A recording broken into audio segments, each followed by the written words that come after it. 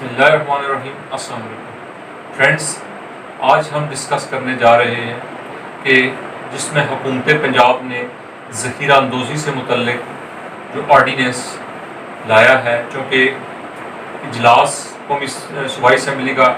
وہ ان سیشن نہیں ہے، تو ایسی صورت میں گورنر پنجاب نے اپنے اختیارات استعمال کرتے ہوئے ہورڈنگ یا ذخیرہ اندوزی سے متعلق آرڈیننس جو لایا ہے وہ دی پنجاب پریونشن ہورڈنگ آرڈیننس 2020۔ وہ کیا ہے؟ اس کا اطلاق پورے پنجاب کے اوپر ہوگا، اور کوئی بھی ڈیلر، ٹریڈر، ہول سیلر یا ریٹیلر، ایکسپورٹر، امپورٹر، کوئی بھی ایسوسیشن یا انڈیویجولز، پرسنز، اس کے علاوہ جو بھی کمپنی ہے یا پارٹنرشپ فارم ہے، کسی بھی شکل میں کوئی بھی شخص بطور ایجنٹ سیل پرچیز کا کوئی کام کر رہا ہے، اگر ایسا شخص اگر وہ ذخیرہ اندوزی یا ہورڈنگ کا مرتکب ہوتا ہے تو اس کی سزا سیکشن 3 میں 3 سال سمپل امپریزنمنٹ مقرر کی گئی ہے۔ اس کے علاوہ اس میں جو جرمانہ ہے، جو بھی ذخیرہ شدہ جس مالیت کی وہ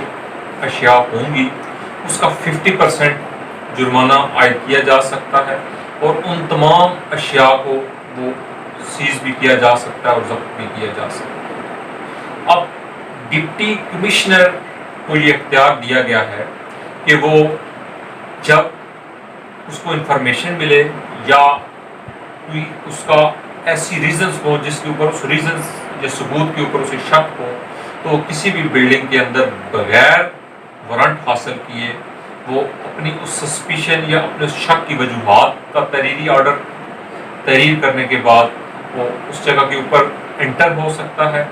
اس کے اوپر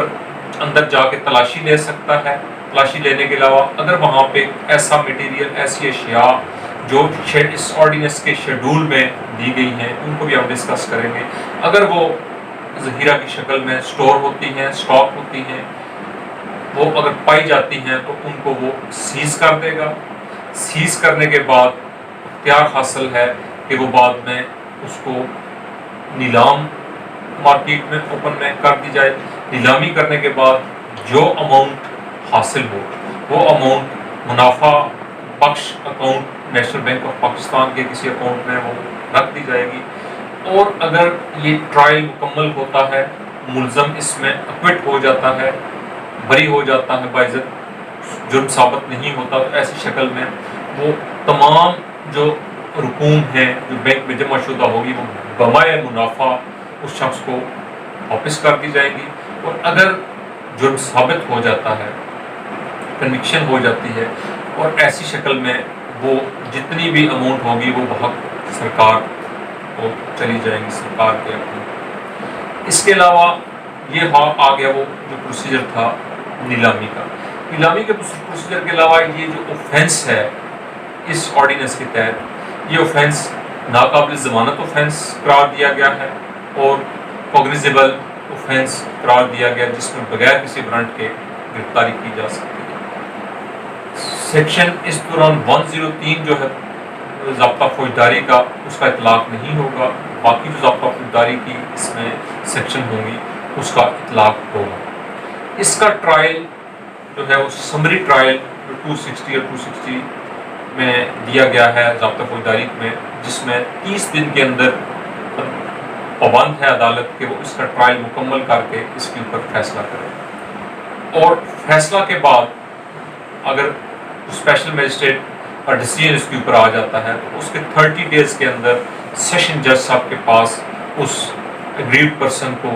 اختیار حاصل ہے کہ وہ اس کی اپیل دائر کر سکتا ہے۔ اس میں ایک سیکشن 10 ایڈ کی گئی ہے جو بڑی زبردست قسم کی سیکشن ہے، جس کا ان دی لانگ رن بہت زیادہ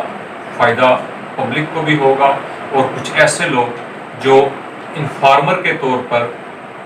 ڈپٹی کمشنر کو یا متعلقہ ادارے میں انفارم کرتے ہیں کہ فلاں جگہ ذخیرہ اندوزی ہو رہی ہے،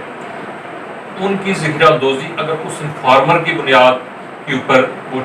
ریڈ کر کے وہ جرم ثابت کر دیا جاتا ہے تو جو بحق سرکار ضبط رقم ہوگی اس میں سے 10% اس شخص کو جو ہے بطور ایوارڈ کو دیا جا سکتا ہے۔ ذخیرہ اندوزی سے متعلق جو گورنمنٹ آف پنجاب کا آرڈیننس تھا وہ امید کرتا ہوں کہ میں نے آپ کو سمجھانے میں کامیاب ہوا ہوں گا، اور اسی بات کے ساتھ امید کرتا ہوں کہ آپ میرے چینل سبسکرائب کریں گے تاکہ میں مزید اس طرح کی لیٹسٹ